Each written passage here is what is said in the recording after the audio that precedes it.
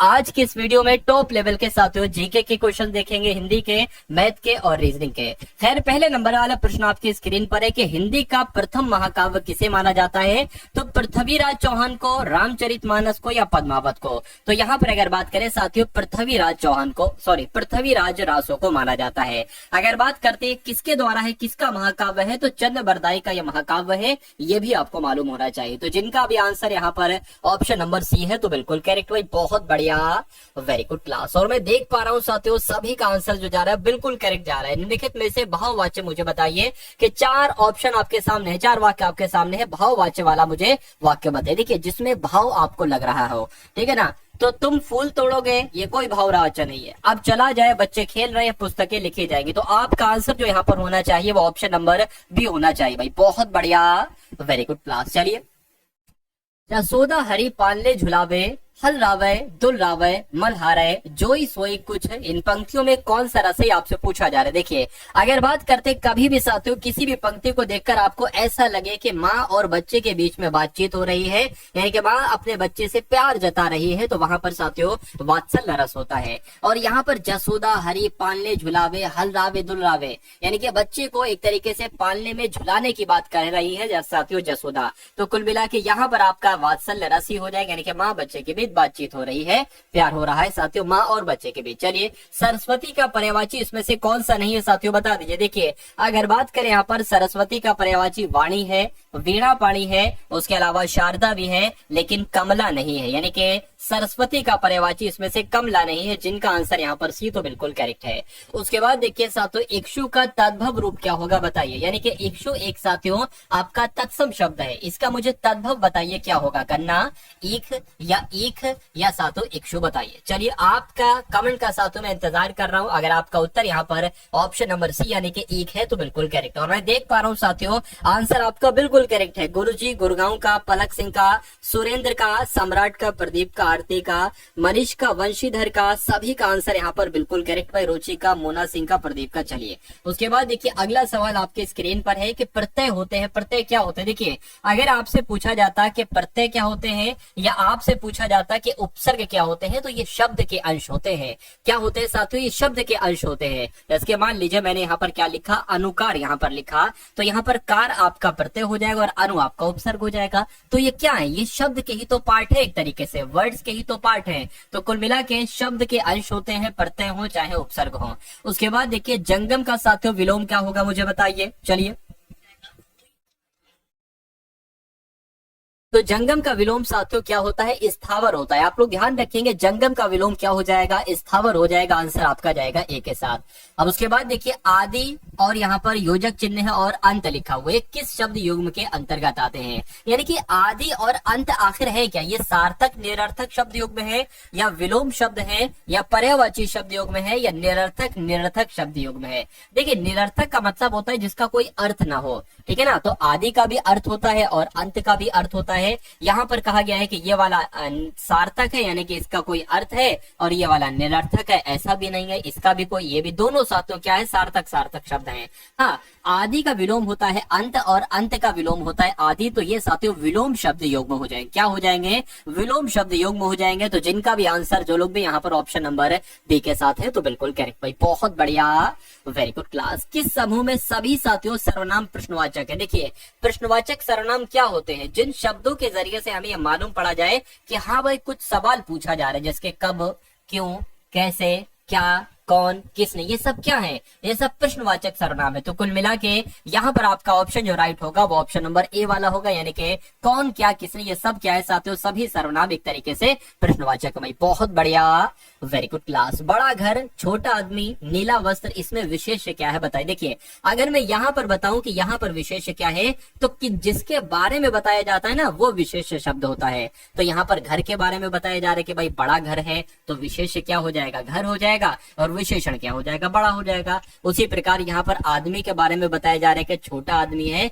तो आदमी आपका विशेष हो जाएगा। और यहाँ पर वस्त्र के बारे में बताया जा रहा है तो वस्त्र आपका विशेष हो जाएगा। तो मैं कहूंगा साथियों घर, आदमी और वस्त्र यहाँ पर विशेष हैं। अगर आपसे पूछा जाता है कि विशेषण कौन कौन से हैं, तो बड़ा, छोटा, नीला, ये आपका क्या हो जाता है, आपका विशेषण हो जाता है भाई, बहुत बढ़िया, वेरी गुड क्लास। तो जिनका भी आंसर, जो लोग भी 10 में के सी के साथ हैं, तो बिल्कुल करेक्ट है। उसके बाद देखिए इनमें से भाववाचक वाला शब्द आपको बताना है। चलिए देखिए, यहां पर अगर बात करें साथियों भाववाचक वाला शब्द की अगर बात करें, बालक की अगर बात करें, तो बालक एक साथियों क्या है, एक संज्ञा है बालक, ठीक है ना। और कैसी संज्ञा है, जातिवाचक संज्ञा है, ये एक विशेषण है। लेकिन बचपन शब्द की अगर बात करते हैं, बचपन हो गया, बुढ़ापा हो गया, जवानी हो गई, मिठास हो गई, खटास हो गई, ये सब भाववाचक के अंतर्गत आते हैं। लड़ाई हो गई, बुराई हो गई, तो ये सब किसके अंतर्गत आते हैं, ये सब भाववाचक के अंतर्गत आते हैं। जिनका भी आंसर यहाँ पर ऑप्शन नंबर सी है, तो बिल्कुल करेक्ट है। उसके बाद देखिए कपूत का साथियों आपको बताना है कि विलोम क्या होता है, मुझे बताइए। देखिए कपूत का विलोम क्या होता है साथियों, दयालु होता है, पूत होता है, सपूत होता है या बालक होता है। इस 12वें नंबर के साथियों प्रश्न का जवाब मुझे आपसे चाहिए और मेरी नजर साथियों अभी कमेंट सेक्शन पर है। मुझे बताइए कि इस क्वेश्चन का राइट आंसर क्या होगा।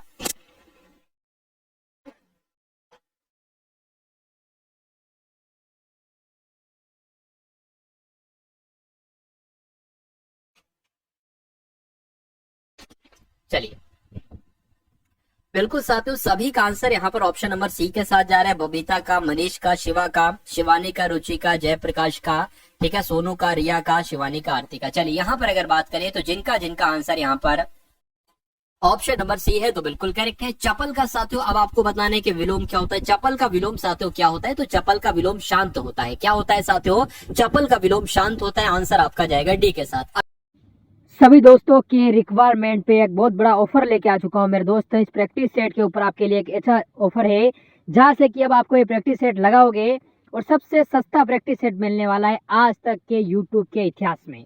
दोस्त जो ऐसे जीडी के हमारे 15 प्रैक्टिस सेट की मैं सीरीज लेकर आया हूँ, उसके अंदर मैंने आपको कहा था मेरे भाई कि इन 15 प्रैक्टिस सेट जो आपके सामने हैं हमारे YouTube channel all exam class के ऊपर, जिससे आप कैसे प्राप्त कर सकते हो, तो ये व्हाट्सअप नंबर आपके सामने दिया है, इस पे मैसेज कीजिए। और ये प्रैक्टिस सेट जो आपको 300 रुपए मिलते हैं, उनकी मैंने प्राइस रखी थी गुण 50 रुपए। अब इनसे भी माइनस करके मेरे दोस्त मैंने कर दिया है 30 रुपए, मात्र 30 रुपए अंतिम दिनों में इस प्रैक्टिस सेट को आपको लगाने के लिए। गुण 50 से भी माइनस करके, क्योंकि बहुत सारे बच्चों का कमेंट आ रहा है सर हम इतना पैसा पे नहीं कर पा रहे हैं, पास पैसे नहीं है, तो उसके लिए मैंने मात्र 30 रुपए कर दिए हैं। और 15 प्रैक्टिस सेट मिलते हैं, यानी 2 रुपए में प्रैक्टिस सेट जरूर लगाना चाहिए अगर सिलेक्शन चाहिए, क्योंकि 70% कोर्स इस प्रैक्टिस सेट से ही मिलने वाला है आपको। तो देखते हैं कितने बच्चे लगाते हैं, बढ़ते हैं क्वेश्चन की ओर मेरे भाई। अगले नंबर का सवाल आपकी स्क्रीन पर देखिए कि कहीं की ईंट कहीं का रोड़ा, भानुमति ने कुनमा जोड़ा, ये एक लोकोक्ति है। और इस लोकोक्ति का मतलब क्या होता है साथियों बताएं। देखिए राजनीति करना क्या इस लोकोक्ति का मतलब होता है, नहीं। व्यर्थ की वस्तुओं से महल खड़ा करना इसका मतलब होता है, तो नहीं। बेकार की चीजों का सार्थक प्रयोग करना इसका मतलब होता है, तो नहीं। इधर उधर की बेमेल वस्तुओं को एकत्रित करना इसका मतलब होता है, बिल्कुल सही साथियों। यानी कि कहीं की ईंट कहीं का रोड़ा, भानुमति ने कुनमा जोड़ा, यानी कि इधर की उधर की बेमेल वस्तुओं को एकत्रित करना इसका राइट आंसर हो जाएगा। आंसर आपका ऑप्शन नंबर डी के साथ जाएगा। उसके बाद देखिए निम्नलिखित में से किस धातु से भाषा बनी है, बताइए। ये जो शब्द आप लोग देख पा रहे हैं ना, ये भाषा शब्द, ये किस धातु से बनी है, ये आपसे कुल मिला के पूछा जा रहा है। देखिए अगर मैं यहाँ पर बात करूं, जैसे कि ये चल एक शब्द लिखा हुआ है और यहाँ पर लिखा हुआ है चलना, ये तो खैर क्रिया और धातु की बात है, तो ये आपकी धातु होगी और ये आपकी साथियों क्रिया हो जाएगी। यानी कि अगर धातु में ना जोड़ दिया जाए तो वो आपका क्रिया हो जाएगी। उसी प्रकार से पढ़ आपका धातु है, लेकिन यहाँ पर क्या हो जाएगा साथियों, अगर हम इसमें ना जोड़ देते तो ये क्रिया बन जाएगी। लेकिन अगर इस टाइप से आपसे सवाल पूछा जाए कि भाष यानी कि किस धातु से भाषा शब्द बना है, तो मैं कहूंगा भाष और नीचे हलंत लगेगा, इससे साथियों भाषा शब्द बना है। आंसर यहाँ पर जिनका भी ऑप्शन नंबर बी, तो बिल्कुल करेक्ट है। उसके बाद देखिए अगला सवाल है कि मोहन से पढ़ा नहीं जाता, ये वाक्य कैसा है, भाववाच्य है, कर्तवाच्य है, कर्मवाच्य है, मुझे बताइए। देखिए अगर कर्तवाच्य वाक्य होगा तो वहां पर साथियों ने शब्द आएगा, यानी कि मोहन ने सुरेश को मारा, मोहन ने खाना खाया, तो अगर ने आ रहा है तो वो कर्तवाच्य होगा। अगर साथियों किसी वाक्य में के द्वारा आ जाए, क्या आ जाए साथियों, के द्वारा आ जाए, जैसे कि रमेश के द्वारा स्कूल जाया जाता है या रमेश के द्वारा खाना खाया जाता है, तो अगर द्वारा आ जाए या के द्वारा आ जाए तो वो आपका कर्मवाच्य होगा। लेकिन अगर किसी वाक्य में साथियों से शब्द आ जाए और साथ ही में साथियों नहीं शब्द आ जाए तो वो आपका भाववाच्य होता है। यानी कि यहाँ पर साथियों से शब्द भी है और नहीं शब्द भी है, तो ये कैसा वाक्य हो जाएगा, ये भाववाच्य वाक्य हो जाएगा, जिनका भी आंसर यहाँ पर ऑप्शन नंबर ए तो बिल्कुल करेक्ट है। और मैं देख पा रहा हूँ साथियों कि 16 का सभी का आंसर साथियों ए के साथ जा रहा है भाई, बहुत बढ़िया, वेरी गुड क्लास। साथियों अगर ऐसे ही आप लोग पढ़ते रहेंगे तो मेरा मानना है कि हिंदी के कम से कम साथियों हिंदी के सेक्शन में 37/37 आप बहुत आराम से कर ले जाएंगे। और अगर वाकई में साथियों एग्जाम में आपको चीता बनना है यानी कि इनकलाब लाना है अगर आपको एग्जाम हॉल में, तो हिंदी के सेक्शन में आपको साथियों 37/37 करना ही होगा। देखिए उसके बाद देखिए, कानो सुनी बात पर यकीन मत करो, रेखांकित पद में कारक आपसे कुल मिला के पूछा जा रहा है। देखिए कानो सुनी बात पर, ठीक है ना, या मैं ये भी कह सकता हूँ कानो से सुनी बात पर, बिल्कुल कह सकता हूँ, बिल्कुल कह सकता हूँ, कानो सुनी बात पर कह लो या कानो से सुनी बात पर कह लो। इसमें क्या है, देखिए कर्ता के साथ नहीं आएगा कारक, कर्ता ने कर्म को, ठीक है ना, और करण से, अब यहाँ पर क्या आया है साथियों, से आया है, तो यहाँ पर कारक कौन सा होगा, करण कारक होगा, इसलिए राइट आंसर आपका जाएगा ऑप्शन नंबर सी के साथ। संप्रदान की अगर बात करें, अगर किसी वाक्य में साथियों के लिए आ रहा है तो वहां पर संप्रदान होगा। तो कुल मिला के जो लोग भी यहाँ पर ऑप्शन नंबर सी के साथ थे तो बिल्कुल करेक्ट आंसर हो जाता भाई, बहुत बढ़िया, वेरी गुड क्लास। प्रेमचंद्र की कहानियों में हमें ग्रामीण जीवन की क्या देखने को मिलती है, झांकी देखने को मिलती है, परछाई देखने को मिलती है, मेला देखने को मिलती है, या सतरंगी देखने को मिलती है, बताइए। यहाँ पर अगर बात करें झांकी होना चाहिए साथियों, झांकी होना चाहिए, ये थोड़ा सही लग रहा है मुझे। सीमा पर सैनिकों का जीवन बहुत क्या होता है, मधुर होता है, शौर्य होता है, स्वस्थ होता है या कठोर होता है, तो सीमा पर सैनिकों का जीवन बहुत कठोर होता है। राइट आंसर आपका जो जाना चाहिए वो ऑप्शन नंबर डी के साथ जाना चाहिए। अब उसके बाद देखिए अगला प्रश्न आपके स्क्रीन पर है, देखिए और मुझे बता दीजिए कि राइट आंसर आपका क्या होगा। देखिए यहाँ पर अगर बात करें प्रयोग के आधार पर कितने शब्द भेद होते हैं, तो मैं कहूंगा साथियों 2 शब्द भेद होते हैं प्रयोग के आधार पर। एक तो होता है साथियों विकारी शब्द, क्या, एक होता है आपका विकारी शब्द और एक होता है साथियों आपका अविकारी शब्द। तो यहाँ पर अगर बात करते हैं, आपसे एग्जाम में अगर पूछा जाए कि प्रयोग के आधार पर शब्द के कितने भेद होते हैं, तो आपको 2 बताना है, विकारी शब्द और अविकारी शब्द। उसके बाद देखिए अगला प्रश्न आपके स्क्रीन पर है, देखिए और मुझे बताइए, बहुत अच्छा क्वेश्चन है साथियों ये, इस क्वेश्चन का आंसर देखिए और बताइए मुझे राइट आंसर आपका क्या होगा। देखिए यहाँ पर अगर बात करें छोटा ऊ है तो छोटा ऊ सब में है, छोटा ऊ सब में है। अब यहाँ पर एक तरीके से दा आया है लेकिन हलंत वाला दा आएगा, यहाँ पर हलंत वाला दा नहीं है तो इसे कट हो जाएगा। यहाँ पर हलंत वाला दा है, यहाँ पर है और यहाँ पर है। उसके बाद साथियों या आना चाहिए, ठीक है ना, और या में एक तरीके से जो है ना, या में बड़ा आ की मात्रा है और या के नीचे हलंत भी आना चाहिए, तो यहाँ पर या हलंत भी नहीं है और यहाँ पर छोटा आए तो ये भी साथियों कट हो जाएगा। यहाँ पर हलंत है और यहाँ पर बड़ा, आप देखिए ना बड़े आ की मात्रा लगी है तो इसलिए साथियों बड़ा आना चाहिए। कुल मिला के यहाँ पर भी साथियों छोटा आ है तो ये भी कट हो जाएगा। अब यहाँ पर ना है, ना के नीचे हलंत आएगा और ना में छोटे आ की मात्रा लगी है तो ना में छोटे आ की मात्रा लगी है, तो मैं कहूंगा साथियों उद्यान का शुद्ध वर्ण विच्छेद जो होगा वो ऑप्शन नंबर सी वाला होगा। और जो लोग भी यहाँ पर ऑप्शन नंबर सी के साथ हैं तो बिल्कुल करेक्ट हैं। उसके बाद देखिए साथियों मध्य स्वर किसे कहा जाता है, बताइए। देखिए मेरा मानना है कि मध्य स्वर सिर्फ एक होता है, और कौन सा वो मध्य स्वर होता है, छोटा आ ही केवल जो होता है वो साथियों मध्य स्वर होता है। ये बात आप लोग ध्यान रखेंगे, जिनका भी आंसर यहाँ पर है ऑप्शन नंबर डी के साथ तो बिल्कुल करेक्ट है। अगले नंबर का सवाल आपके स्क्रीन पर है। आज के इस वीडियो में साथियों सब कुछ देखेंगे, चाहे वो हिंदी हो, चाहे साथियों जीएस हो, चाहे वो यूपी जीके हो, और चाहे वो साथियों रीजनिंग हो, और चाहे साथियों मैथ हो, यानी कि पेपर का पूरा हल एक तरीके से देखेंगे, पूरा निचोड़ साथियों हम लोग देख लेंगे। मेरा मानना है आज की इस वीडियो के माध्यम से अगर आपकी तैयारी 19 होगी तो आपकी तैयारी 20 हो जाएगी, अगर आपकी तैयारी 20 होगी तो 21 हो जाएगी, यानी कि एक लेवल, एक सीढ़ी आप ऊपर चढ़ जाओगे मात्र अगर इस वीडियो को आपने देख लिया। तो कमर कस लीजिए, तैयारी कर लीजिए साथियों, सब कुछ छोड़ दीजिए, जहां भी अगर आपको जाना है, अगर बहुत जरूरी काम है तो जा सकते हैं, लेकिन अगर जरूरी काम नहीं है, इंपॉर्टेंट काम नहीं है, तो साथियों घर में बैठकर, अपने बेड पर बैठकर साथियों, पंखे के नीचे, अपने जहां भी बैठे हैं, कूलर के पास है, आप इस वीडियो को देखते जाइए और संपूर्ण विषयों का संपूर्ण ज्ञान देते जाइए। अब यहाँ पर अगर बात करते हैं साथियों कि अतीव शब्द में कौन सा उपसर्ग होगा, मुझे बताइए। देखिए यहाँ पर अगर बात करें, अगर इसकी संधि विच्छेद करें तो साथियों कुछ इस प्रकार से बनेगी, यानी कि अति धन ईव बन जाएगी, ठीक है ना। तो मेरा मानना है यहाँ पर उपसर्ग आपका ऑप्शन नंबर डी वाला होगा।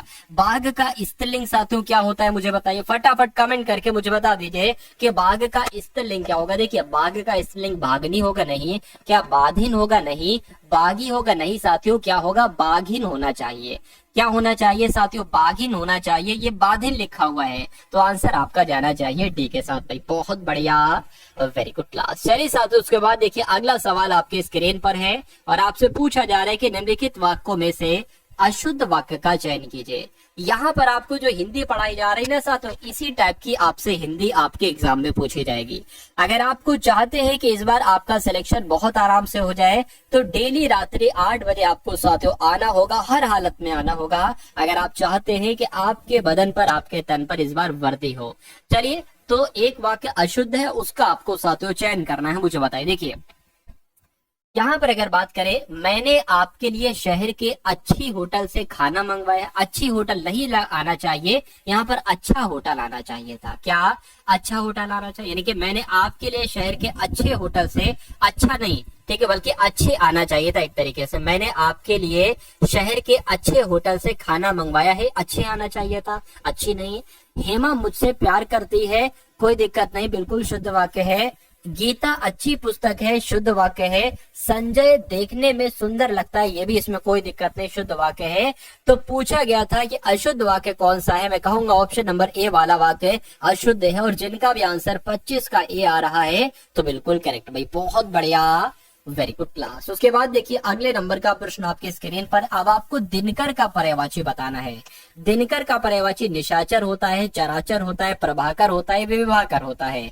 तो दिनकर का पर्यायवाची साथियों प्रभाकर होता है, ये आप लोग ध्यान रखेंगे, आंसर आपका जाना चाहिए सी के साथ भाई, बहुत बढ़िया, वेरी गुड क्लास। उसी प्रकार तीर का आपसे पूछा जा रहा है साथियों के पर्यायवाची क्या होता है। तीर का पर्यायवाची अंबर होता है, विप्र होता है, या साथियों वारण होता है, या शर होता है। तो मैं कहूंगा तीर का पर्यायवाची साथियों क्या होता है, शर होता है, यह बात आप लोग ध्यान रखेंगे। उसके बाद देखिए अगला सवाल आपके स्क्रीन पर है, यहाँ पर देखिए और मुझे बताइए कि राइट आंसर आपका क्या है, बताइए।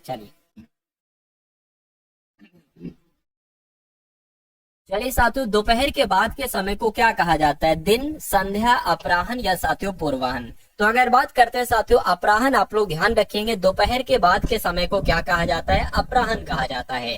तो जिनका भी आंसर यहाँ पर ऑप्शन नंबर सी तो बिल्कुल करेक्ट है। अगले नंबर का प्रश्न आपके स्क्रीन पर है, देखिए 4 मासों के समूह को क्या कहा जाता है, 4 मास, चौमासा, चौराहा, या 4 रास्ता, बताइए। देखिए 4 मासों के समूह को क्या कहा जाता है, इसका समस्त पद क्या है, तो मैं कहूंगा साथियों चौमासा कहा जाता है। क्या कहा जाता है, चौमासा कहा जाता है, आंसर आपका बी के साथ होना चाहिए। उसके बाद देखिए अगला सवाल है कि नीम हकीम खतरे जान, इसका मतलब क्या होता है, बताइए। आपने बहुत सुना होगा साथियों, अपने बचपन में बहुत सुना होगा नीम हकीम खतरे जान, लेकिन अब एक ऐसी जनरेशन आने वाली है कि जो आपके हमारे बच्चे होंगे वो इस एक तरीके से इसका, ठीक है, इसका मतलब नहीं जानेंगे, इसके अर्थ को, क्योंकि बहुत सारी ऐसी चीजें अब है कि जो हम लोग, यानी कि हम लोग की एक ऐसी पीढ़ी है जो बहुत सारी चीजें कर चुके हैं, लेकिन अब हमारी आने वाली पीढ़ी वो चीजें नहीं करेगी। जैसे कि हम लोगों ने, आपने भी, जो भी लड़के यहाँ पर गिल्ली डंडा खेला होगा, लेकिन अब जो जनरेशन आएगी वो गिल्ली डंडा कभी नहीं साथियों खेलेगी। हम लोगों ने कभी ना कभी रेडियो पर भी बहुत सारी चीजें सुनी है, लेकिन वो अब नहीं करेगी, ठीक है ना। बहुत सारे ऐसे काम है साथियों, बहुत सारे ऐसे काम है जो हम लोगों ने कर लिए, लेकिन हमारी बाद के जनरेशन, मेरे हिसाब से नाम भी उनको साथियों नहीं पता होंगे, हो सकता हो नाम पता हो लेकिन वो खेल नहीं कर पाएंगे।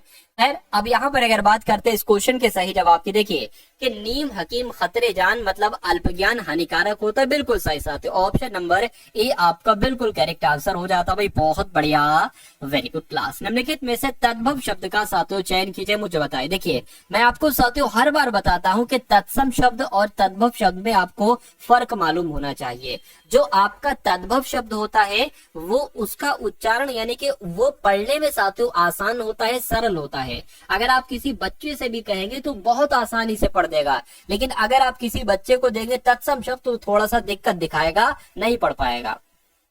उसके अलावा साथियों अगर बात करते हैं तो कुल मिला के एक ही एग्जाम्पल अभी के लिए आप लोग ध्यान रखेंगे। सरल शब्द आपके तद्भव होते हैं, थोड़े से कठिन शब्द जिनका उच्चारण कठिन होता है वो आपके तत्सम होते हैं। तो यहाँ पर क्षेत्र थोड़ा पढ़ने में कठिन लग रहा है, आम्र पढ़ने में कठिन लग रहा है, क्षीर पढ़ने में कठिन लग रहा है, लेकिन आसान है थन सबसे, तो ये आपका तद्भव हो जाएगा, बाकी सारे शब्द आपके तत्सम हो जाएंगे। तो जिनका भी डी आंसर है बिल्कुल करेक्ट है। उसके बाद देखिए उन्नति का संधि विच्छेद साथियों क्या होगा बताइए। देखिए उन्नति की अगर बात करें, नहीं ये आपका उत्धन्नति आपका जो होगा ये आपका इसका संधि विच्छेद हो जाएगा, आंसर आपका डी के साथ जाएगा। किस वाक्य में कर्ण कारक का प्रयोग किया गया है बताइए। चलिए देखिए यहाँ पर अगर बात करें बालक, देखिए कर्ण कारक की अगर बात करें तो वहां पर से आना चाहिए, क्या से आना चाहिए, ठीक है। और वहां पर अलगाव नहीं होना चाहिए, वहां पर साथियों किसी दो चीजों का मिलन होना चाहिए। बालक पुस्तक पढ़ रहा था, बालक पुस्तक पढ़ रहा है, यहाँ पर से नहीं आया है, तो यहाँ पर इस वाक्य में कर्ण कारक का प्रयोग नहीं हुआ है। सोहन जयपुर गया है, इसमें भी से कारक नहीं आया है। किसान दिन रात मेहनत करता है, इसमें भी से शब्द नहीं आया है। हम नाक से सांस लेते हैं, बिल्कुल इसमें साथियों से शब्द आया है, और नाक और सांस कहीं ना कहीं इनका मिलन है, इनमें अलगाव नहीं है। तो कुल मिला के राइट आंसर आपका जो जाना चाहिए वो ऑप्शन नंबर डी के साथ जाना चाहिए। उसके बाद देखिए उत्तर प्रदेश में राजकीय कार्यों में किस भाषा का प्रयोग होता है बताइए। तो ये क्वेश्चन साथियों आपके एग्जाम के लिए बहुत इंपॉर्टेंट है, मुझे बताइए। चलिए उत्तर प्रदेश में जो राजकीय कार्य होते हैं इसमें कौन सी भाषा का प्रयोग होगा, तो हिंदी भाषा का साथियों प्रयोग होता है, जिनका आंसर जो लोग भी यहाँ पर ऑप्शन नंबर बी के साथ है तो बिल्कुल करेक्ट है। उसके बाद देखिए निम्नलिखित में से कौन सा शब्द साथियों शुद्ध है बताइए, यानी कि बिल्कुल सही तरीके से कौन सा शब्द लिखा गया है मुझे बताइए। देखिए अगर हम बात करते हैं अरुण की, तो ये अरुण नहीं लिखा होना चाहिए, यहाँ पर साथियों अरुण होना चाहिए। उसके बाद उसके अलावा अनुष्ठान बिल्कुल सही लिखा हुआ है। दृंद की अगर बात करें तो दृंद ऐसे नहीं साथियों, कुछ इस प्रकार से दृंद लिखा जाता है, ठीक है ना। मैं फिर से लिख देता हूँ साथियों, कुछ इस प्रकार से साथियों लिखा जाता है आपका दृंद, दृंद समास होता है ना, ये दृज भी आपका बिल्कुल सही लिखा हुआ है। तो कुल मिला के शुद्ध शब्द तो यहाँ पर दो हैं, एक तो ये आपका शुद्ध शब्द है और एक ये शुद्ध शब्द है, और दो गलत है, एक ये गलत है, एक ये गलत है। तो कुल मिला के जैसा था इस प्रश्न में वैसा मैंने आपको बता दिया। तो कुल मिला के इसका अब ऐसा एग्जाम में क्वेश्चन हो सकता हो आ जाए, वरना नहीं आएगा, ठीक है। अगर कुल मिला के देखिए हो सकता हो ये टाइपिंग मिस्टेक हो गई हो, अरुण लिख रहा हो अरुण लिख दिया हो, ठीक है। तो कुल मिला के ये चीज आप लोग ध्यान रखेंगे। गुण संधि का उदाहरण इसमें से कौन सा है मुझे बताइए। चलिए देखिए यहाँ पर आपका साथियों क्या राइट आंसर हो सकता है मुझे बताने की कोशिश कीजिए। तो महोत्सव शब्द की अगर बात करते हैं यहाँ पर साथियों गुण क्या हो जाएगा, गुण संधि एक तरीके से हो जाएगा, गुण संधि यहाँ पर हो जाएगा। अगर बात करते हैं गायन शब्द में साथियों, तो ठीक है गायन शब्द में कौन सी संधि है बताइए, अयादि संधि है शायद, ठीक है ना। अन्वेषण की अगर बात करें तो यहाँ पर यण संधि है, और यहाँ पर साथियों वृद्धि संधि है, ठीक है ना। और यहाँ पर तो मैं आपको बता ही चुका हूँ, यहाँ पर साथियों आपकी गुण संधि हो जाएगी। उसके बाद देखिए अगले नंबर का प्रश्न आपके स्क्रीन पर है, देखिए और मुझे बताइए सही जवाब क्या होगा। चलिए अविराम का अर्थ होता है निरंतर, यानी कि लगातार, कोई विराम नहीं, परंतु इसके समरूपी शब्द अविराम का मतलब क्या होता है ये आपसे कुल मिला के पूछा जा रहा है, बताइए। देखिए यहाँ पर अगर बात करें साथियों अविराम का मतलब क्या होता है, अविराम का मतलब होता है सुंदर, आंसर आपका जाना चाहिए ऑप्शन नंबर सी के साथ।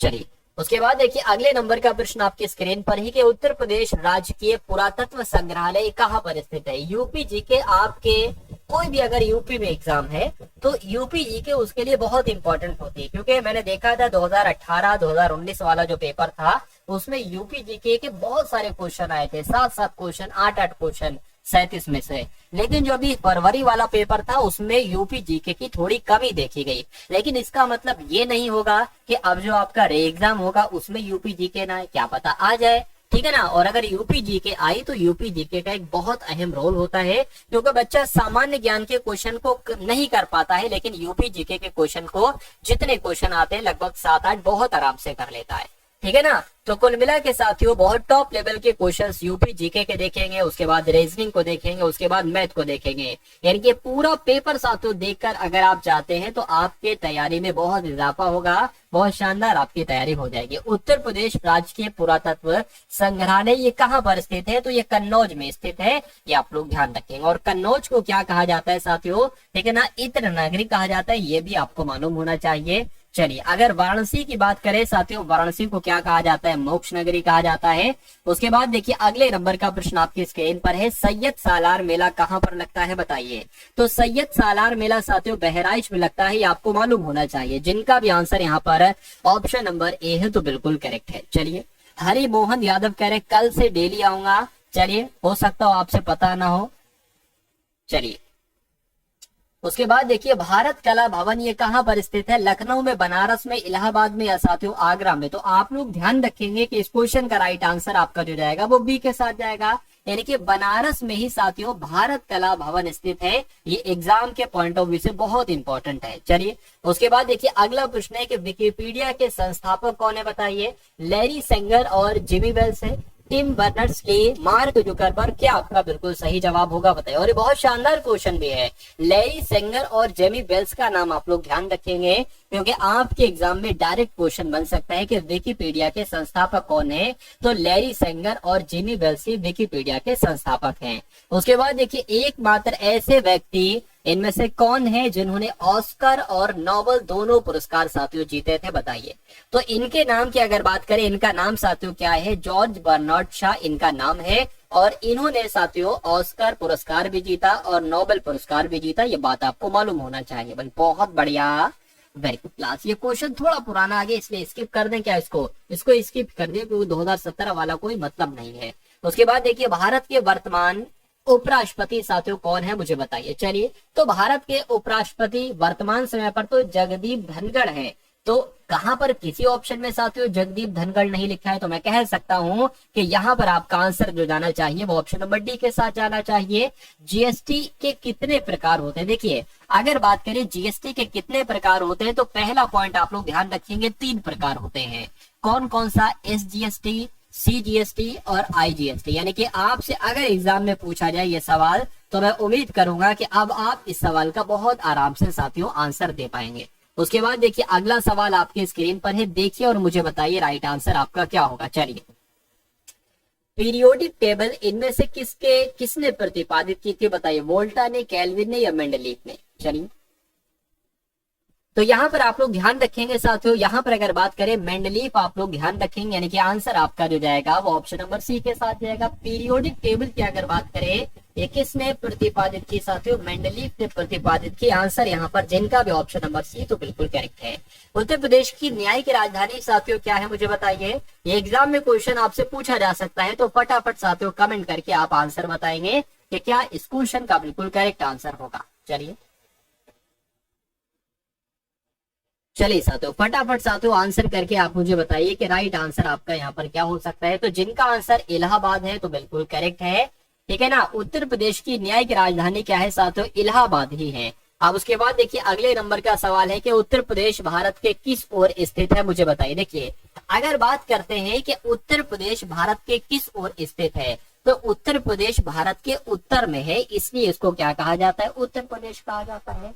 तो क्या मध्य प्रदेश भारत के मध्य में, इसलिए इसको मध्य प्रदेश कहा जाता है? बिल्कुल साथियों, आप देखेंगे कि मध्य प्रदेश की स्थिति भारत के बिल्कुल बीचों बीच में है, इसलिए उसको मध्य प्रदेश कहा जाता है। और उत्तर प्रदेश थोड़ा सा उत्तर में है, तो कुल मिला के ये उत्तर की ओर स्थित है, यानी कि भारत के नक्शे में ये उत्तर की ओर आपको मिलेगा। तो जो लोग भी यहाँ पर ऑप्शन नंबर ए के साथ है तो बिल्कुल करेक्ट भाई, बहुत बढ़िया, वेरी गुड क्लास। इनमें से सबसे ज्यादा क्षेत्रफल वाला जिला कौन सा? यानी कि उत्तर प्रदेश की अगर बात करते हैं तो सबसे ज्यादा क्षेत्रफल सोनभद्र का है, सीतापुर का है, हरदोई का है या लखीमपुर खीरी का? देखिए अगर आपसे पूछा जाए कि यूपी का सबसे दक्षिणी जनपद कौन सा है, क्या अगर आपसे पूछा जाए साथियों यूपी का सबसे दक्षिणी जनपद कौन सा है, तो सोनभद्र आपको बताना है। क्या आपको साथियों बताना है? आपको साथियों सोनभद्र बताना है, ये पॉइंट आप लोग ध्यान रखेंगे। चलिए लखीमपुर खीरी की अगर बात करते हैं तो सबसे ज्यादा अगर क्षेत्रफल है तो किसका है साथियों? लखीमपुर खीरी का, ये बात आपको मालूम होना चाहिए।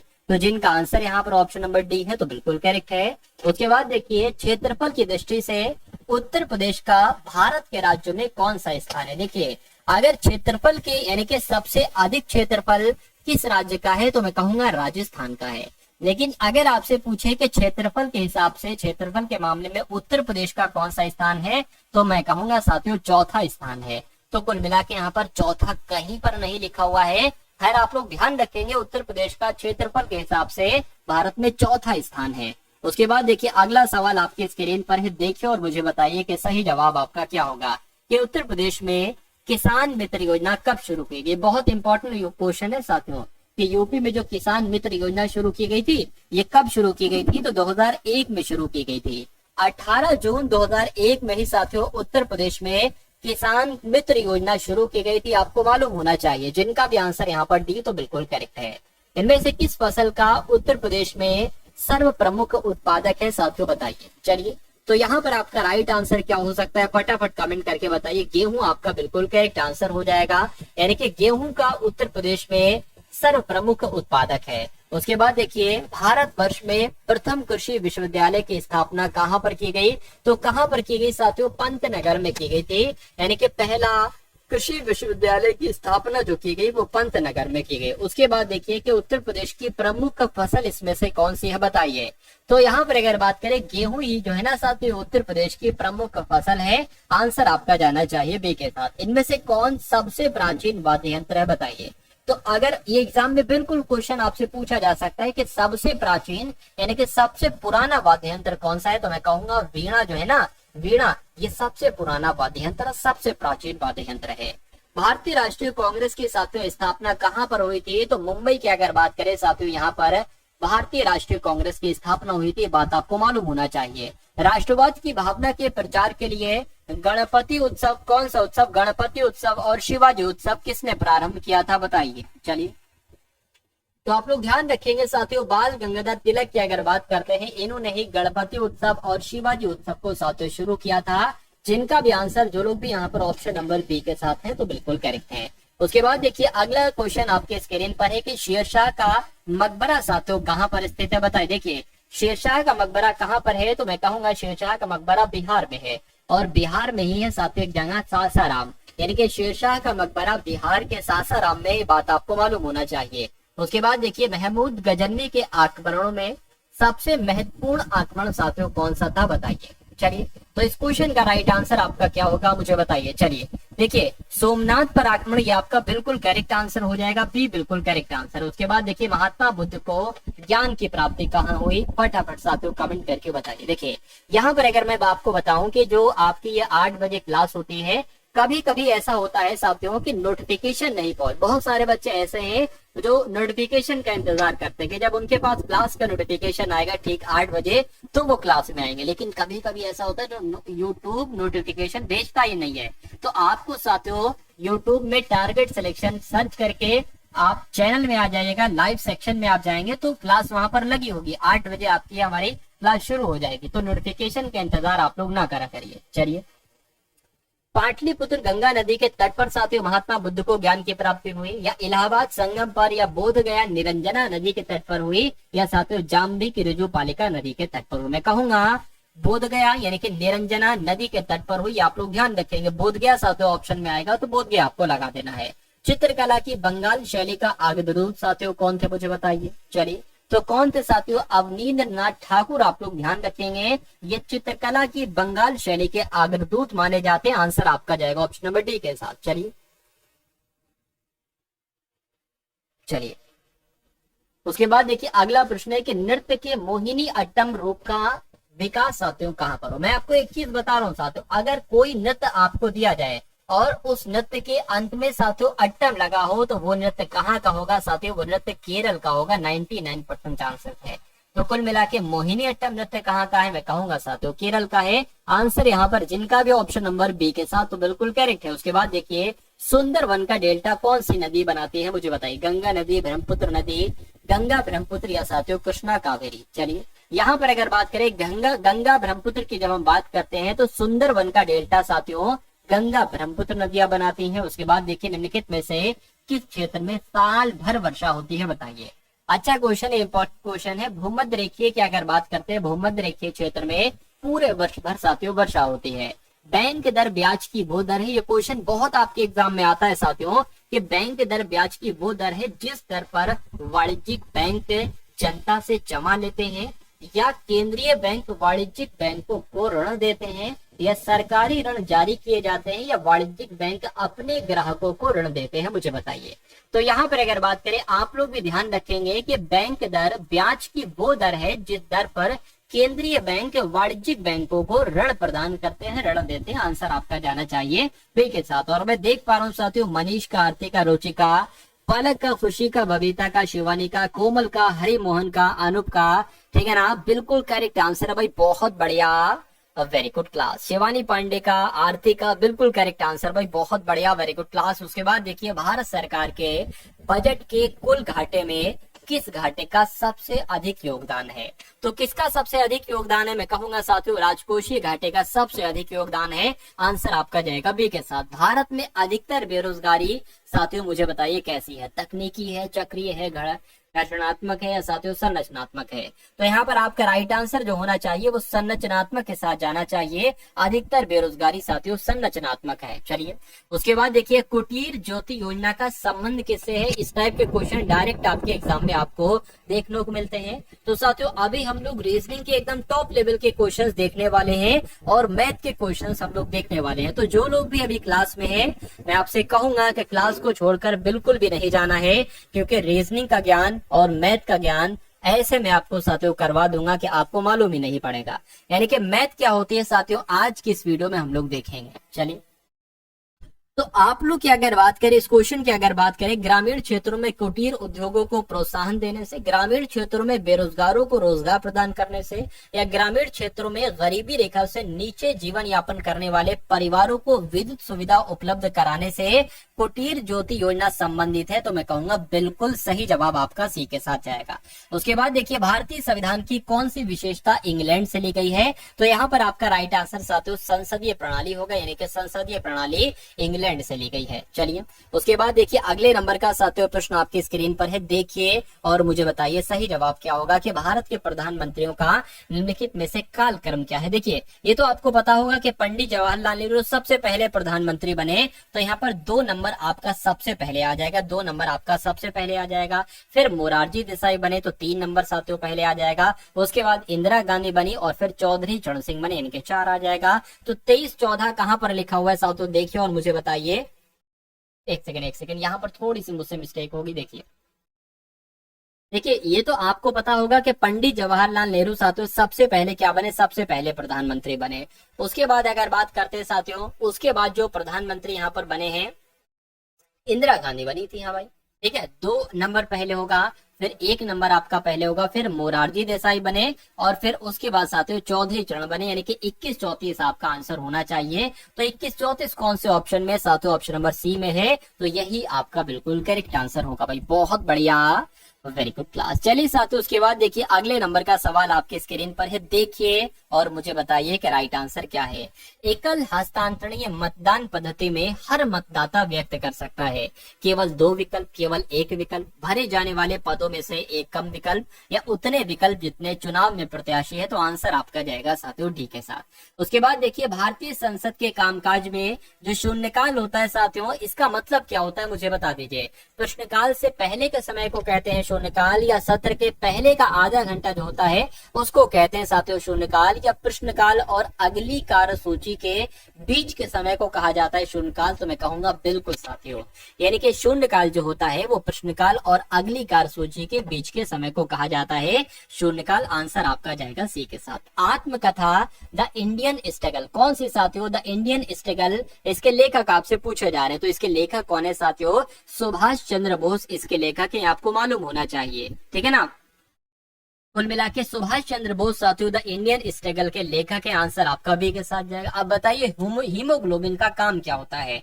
एमिनो अम्ल या एमिनो एसिड उपलब्ध कराना, ऑक्सीजन को ले जाना एक जगह से दूसरी जगह पर, या एंजाइम उपलब्ध कराना, या उत्सर्जन में सहायता करना? तो मैं कहूंगा साथियों हीमोग्लोबिन ऑक्सीजन को एक तरीके से, जैसे जैसे ब्लड इधर उधर होता रहता ना, वैसे वैसे साथियों ऑक्सीजन भी इधर उधर होती रहती है। तो कुल मिला के हीमोग्लोबिन का कार्य ऑक्सीजन को ले जाना होता है। आंसर आपका जाना चाहिए बी के साथ।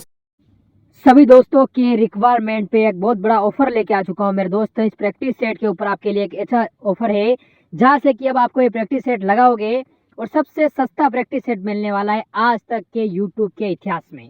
दोस्त जो ऐसे जीडी के हमारे 15 प्रैक्टिस सेट की मैं सीरीज लेकर आया हूँ, उसके अंदर मैंने आपको कहा था मेरे भाई कि इन 15 प्रैक्टिस सेट जो आपके सामने हैं हमारे YouTube channel all exam class के ऊपर, जिसे आप कैसे प्राप्त कर सकते हो, तो ये व्हाट्सअप नंबर आपके सामने दिया है, इस पर मैसेज कीजिए। और ये प्रैक्टिस सेट जो आपको 300 रुपये मिलते हैं, उनकी मैंने प्राइस रखी थी गुण 50 रुपये। अब इनसे भी माइनस करके मेरे दोस्त मैंने कर दिया है 30 रुपये, मात्र 30 रुपये अंतिम दिनों में इस प्रैक्टिस सेट को आपको लगाने के लिए।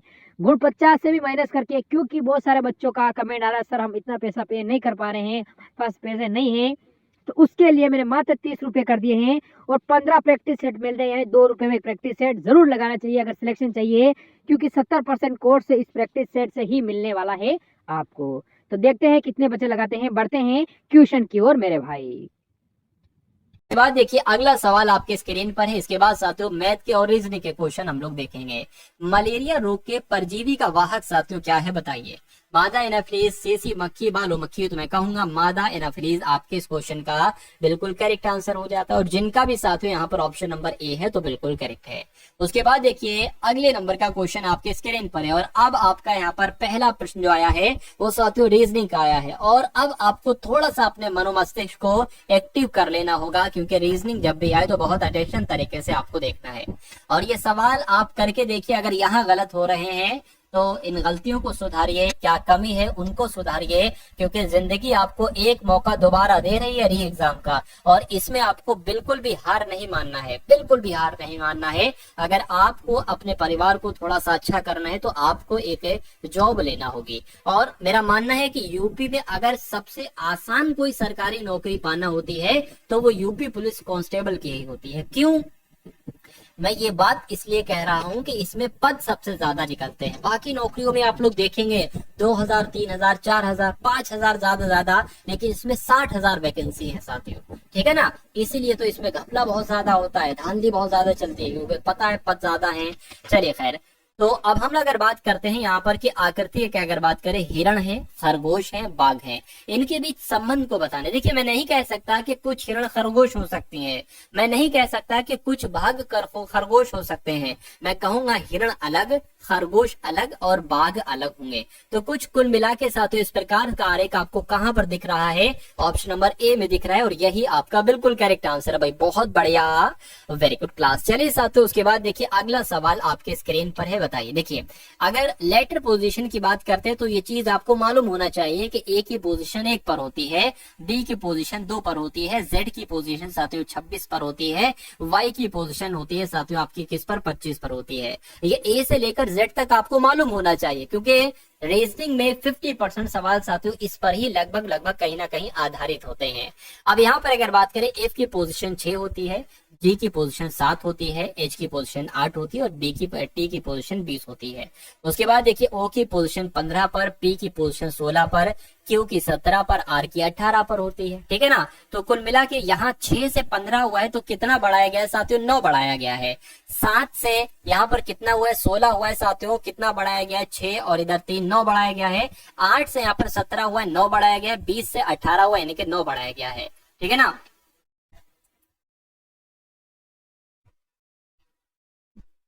एक सेकंड, ये 20 से एक सेकंड रुकिए, यहाँ पर अगर बात करें, देखिए अगर बात करते हैं साथियों 8 और 8 8 16, ठीक है, तो यहाँ पर तो 9 बढ़ा, यहाँ पर भी साथियों 9 बढ़ा, यहाँ पर भी 9 बढ़ा, तो इसको ही हम आधार मानते हैं। ये 2 है, इस पर अगर साथियों 9 बढ़ाएंगे तो क्या आ जाएगा, 11, 11 पर होता है साथियों के, यानी कि आंसर या तो ये होगा या तो ये होगा। ये है साथियों सी यानी कि 3 में साथियों 9 बढ़ाएंगे तो हो जाएगा 12, 12 पर होता है एल साथियों यहाँ पर है, यहाँ पर है, ठीक है ना। अब ये देखिए कि ये 20 से साथियों क्या हो गया है यहाँ पर, चलिए 20 से साथियों ये 20 है और ये 18 है, यानी कि इसमें जो हुआ है साथियों कितना प्लस, देखिए अगर इसमें 2 माइनस कर देंगे तो अगर इसमें 2 माइनस करेंगे तो यहाँ पर हमें सी कहीं नहीं दिख रहा है। अब ये देखिए कि 20 से 18 में आखिर कितने प्लस हुए हैं, 6 तो उधर के प्लस हो गए साथियों, और एक तरीके से अगर बात करते हैं यहाँ पर कितने 18 प्लस हो गए, ये तो भाई बहुत बढ़ जाएंगे एक तरीके से, ये तो 24 बढ़ गए हैं साथियों। तो क्या 5 में 24 जोड़ेंगे, 5 में क्या साथियों 24 जोड़ेंगे तो 29 हो जाएगा, ठीक है ना। फिर भी साथियों आंसर नहीं आ रहा, तो कुछ ना कुछ यहाँ पर गड़बड़ी आपको भी लग रही है और साथियों मुझे भी लग रही है, यानी कि यहाँ पर लोचा जो है वो इसका और इसका है, ठीक है ना। हो सकता हो कुछ यहाँ पर टाइपिंग मिस्टेक हो गई हो, खैर कभी कभी ऐसा भी होता है, दिमाग काम करना बंद कर देता है। खैर इस क्वेश्चन को हम लोग क्या करते हैं, देखिए यहाँ पर अगर बात करें इसमें कितना जोड़ा गया है टी और ये 18, खैर इसको स्किप ही करते हैं। उसके बाद देखिए अगला खैर आपके स्क्रीन पर क्वेश्चन है कि 17 से यहाँ पर 60 बना दिया गया है, तो 20 से यहाँ पर साथियों क्या बन जाएगा, 57, 69, 81 या साथियों 93। चलिए चलिए क्या आपका सही जवाब हो, देखिए मुझे ऐसा लग रहा है यहाँ पर अगर हम लोग बात करते हैं 17 तिया 51 होते हैं, तो 17 तिया 51 हो जाएंगे। अगर हम इसमें साथियों 9 जोड़ देते हैं तो हमें ये नंबर मिल जाएगा। उसी प्रकार के अगर 20 तिया साथियों 60 हो जाएंगे, और 60 में अगर हम साथियों 9 जोड़ देते हैं तो कितना आ जाएगा, तो 69 आ जाएगा, 69 आ जाएगा। क्या 69 ऑप्शन में है, तो मैं कहूंगा बिल्कुल 69 ऑप्शन में है, यानी कि आंसर आपका जो जाएगा वो ऑप्शन नंबर बी के साथ जाएगा। भाई बहुत बढ़िया, वेरी गुड क्लास। चलिए साथियों उसके बाद देखिए अगला सवाल आपके स्क्रीन पर है, देखिए और मुझे बताइए यहाँ पर क्या होगा। देखिए सबसे अलग आपसे पूछा जा रहा है, सबसे विषम कौन सा है बताइए। तो सबसे विषम की अगर बात करते हैं, देखिए अगर बात करें जे होता है साथियों 10 पर, के होता है 11 पर, ओ होता है साथियों 15 पर और पी होता है 16 पर।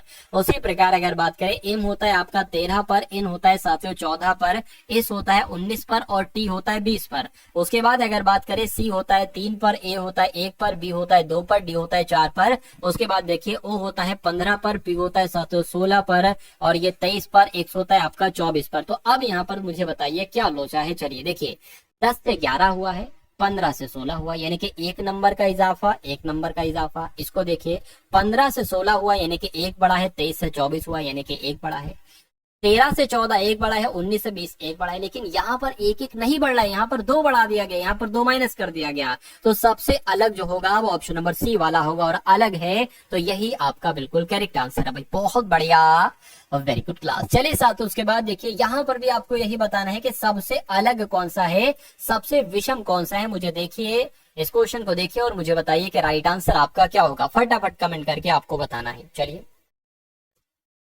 फटाफट थोड़ा सा दिमाग आपको लगाइए, और दिमाग लगाकर साथियों आप मुझे बताना, मुझे यकीन है कि आप इस क्वेश्चन तक तो साथियों बिल्कुल सही तरीके से पहुंच जाएंगे। चलिए देखिए मेरा मानना है कि अगर मैं 162, 405, 567, 644 में सबसे विषम कौन सा, देखिए ये अगर बात करते हैं साथियों 2 की गुणा, इस वाले नंबर की गुणा साथियों अगर हम 8 से करेंगे तो हमें 16 मिल जा रहा है। उसी प्रकार इस वाले की नंबर अगर हम 8 से करते हैं तो हमें 40 मिल जा रहा है, यानी कि 5 अट्ठे 40, 2 अट्ठे 16। अगर हम साथियों इसकी गुणा 8 से करते हैं यानी कि कितना हो जाएगा साथियों, 4 अट्ठे 32 हो जाएगा। यहाँ पर हमें क्या हो गया साथियों, लॉजिक एक तरीके से क्या हो जाएगा हमारा साथियों, फेल हो जाएगा। फेल हो जाएगा, नहीं फेल हो जाएगा। 7 की गुणा साथियों अगर हम 8 से करते हैं तो 7 अट्ठे 56 मिल जाएगा, यानी कि जो लॉजिक यहाँ पर लगा वो लॉजिक यहाँ पर लगा, वो लॉजिक यहाँ पर लगा, लेकिन अफसोस यहाँ पर नहीं लग पाया। तो सबसे विषम ऑप्शन कौन सा होगा, ऑप्शन नंबर डी वाला होगा, और यही आपका बिल्कुल करेक्ट आंसर हो जाता। भाई बहुत बढ़िया, वेरी गुड क्लास। चलिए उसके बाद देखिए एक सीरीज वाला क्वेश्चन आपके स्क्रीन पर आ चुका है। इसमें से एक पद गलत है, यानी कि एक नंबर गलत है, तो कुल मिला के जो नंबर गलत है साथियों उसका आपको क्या करना है, चयन करना है। देखिए यहाँ पर साफ साफ नजर आ रहा है कि 6 से 9 हुआ है, यानी कि यहाँ पर 3 बढ़ाया गया है। 9 से 15 हुआ है, यानी कि यहाँ पर 6 बढ़ाया गया है। अब यहाँ पर क्या बढ़ाया जाएगा, यहाँ पर कितना बढ़ा है साथियों, यहाँ पर तो कुल मिला के 7 बढ़ रहा है।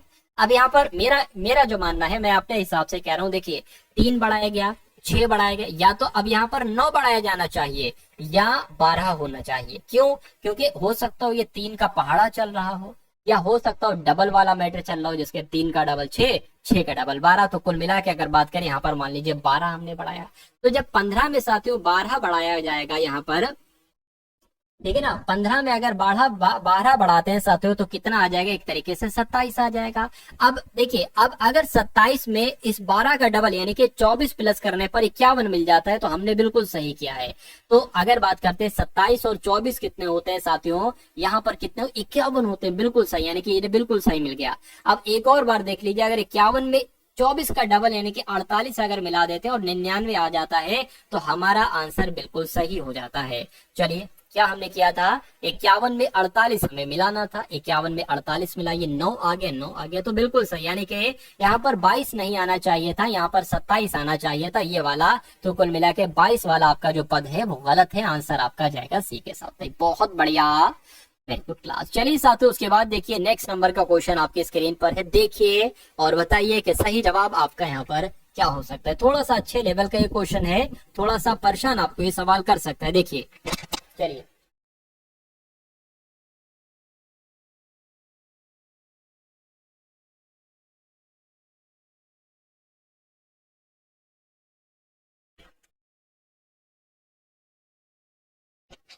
चलिए साथियों, तो फटाफट थोड़ा सा तेजी के साथ मुझे बताएंगे।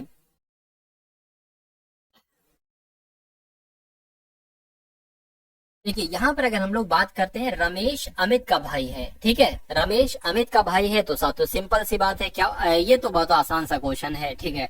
चलिए, तो कुल मिला के अगर बात करें, रमेश अमित का भाई है तो ये रमेश हो जाएंगे भाई, क्या हो जाएंगे, रमेश जो है ना ये अमित का भाई है, ये आपके अमित हो जाएंगे, और ये दोनों कौन हो जाएंगे, एक तरीके से भाई भाई हो जाएंगे, जैसे हम और आप हैं।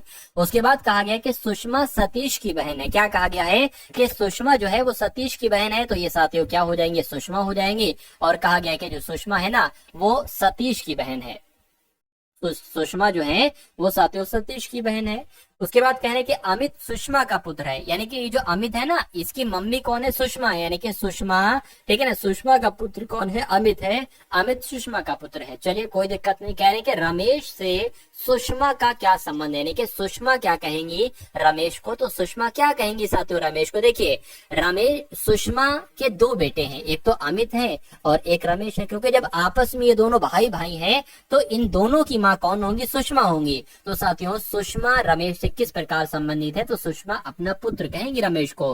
तो कुल मिला के आंसर अगर आपका है ऑप्शन नंबर सी तो बिल्कुल करेक्ट है। चलिए, उसके बाद देखिए साथियों, अगले नंबर का प्रश्न आपके स्क्रीन पर, यहाँ पर अगर बात करें, दी गए समीकरण को संतुलित करने तथा चिन्हों को प्रतिस्थापित करने के लिए गणितीय चिन्हों का सही क्रम आपको बताना है। यानी कि अगर हम मान लेते हैं साथियों 24 है, 2 है, 4 है, 3 है, यहाँ पर कौन सा ऑप्शन को हम सही मानते हुए साथियों विकल्प भरे कि हमारा आंसर बिल्कुल सही हो जाए। अगर बात करते हैं साथियों क्या यहाँ पर राइट आंसर हो सकता है, बताइए। अगर हम ऑप्शन नंबर डी को सही माने तो यहाँ पर बराबर आ जाएगा, बराबर है ना, फिर यहाँ पर गुणा आ जाएगा, ठीक है, और यहाँ पर क्या आ जाएगा, भाग आ जाएगा। तो अगर बात करते हैं साथियों, देखिए ये 4/3 हो जाएगा, ये आपका गुणा हो जाएगा, ये कभी 24 नहीं बन सकता, 24 नहीं बन सकता, तो क्या हो जाएगा, ये ऑप्शन हमारा और आपका राइट आंसर नहीं हो सकता। उसके बाद देखिए साथियों, उसके बाद एक बार हम लोग देख लेते हैं यहाँ पर, अगर हम ऑप्शन नंबर सी वाले को सही माने साथियों तो यहाँ पर भाग आ जाएगा, यहाँ पर बराबर आ जाएगा और यहाँ पर गुणा आ जाएगा, तो 4 3 12 हो जाएगा,